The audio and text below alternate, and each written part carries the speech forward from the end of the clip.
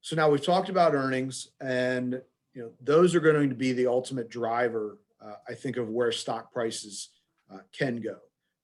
If you look here, we see a huge trough in 2020 as COVID hit, global earnings growth down 30%, and we see a massive rebound up here where earnings growth is up 46%, a huge number.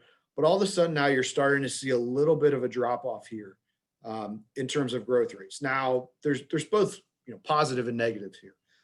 The negatives are that you're starting to have the questions asked of, have we reached peak growth in terms of earnings growth? And decelerating earnings growth is not necessarily a bad thing, but it's also not necessarily a good thing. And I think we've got some pretty healthy valuations right now, certainly valuations that are above the historical averages that we've seen.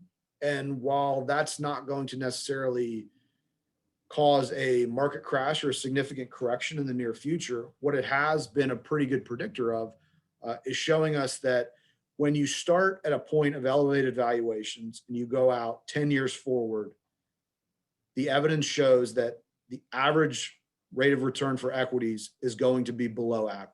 And it's kind of hard to comprehend that right now because we're in a really good market, returns are very good. But as we look forward, starting to think about how we're going to combat an environment where you possibly have below average equity returns, but also below average fixed income returns, that's going to be a challenge for a lot of people. So certainly want to keep an eye on that. At the same time, it's really hard to have a significant drop in the market when you have absolute earnings growth at the levels they are. So even coming off of 46, I mean, if you go back and reference these numbers, here's 23. So this is right around still 30 to 35% year over year earnings growth. That is going to be pretty supportive to equities going forward if we can maintain a level in the high double digits that we're seeing right now.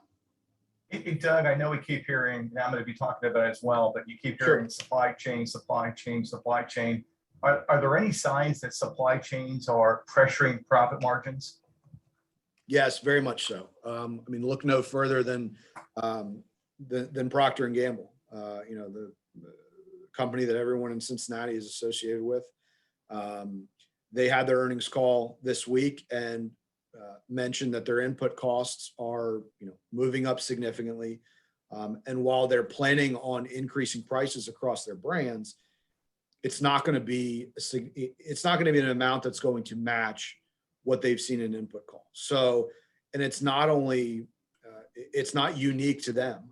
Anybody that has to rely on the supply chain to source any kind of input is seeing increases across the board. So when your input costs are higher than what you can sell your product for, that's definitely going to squeeze margins a little bit and cause some issues there. So yes, I think it's having a significant impact across the board.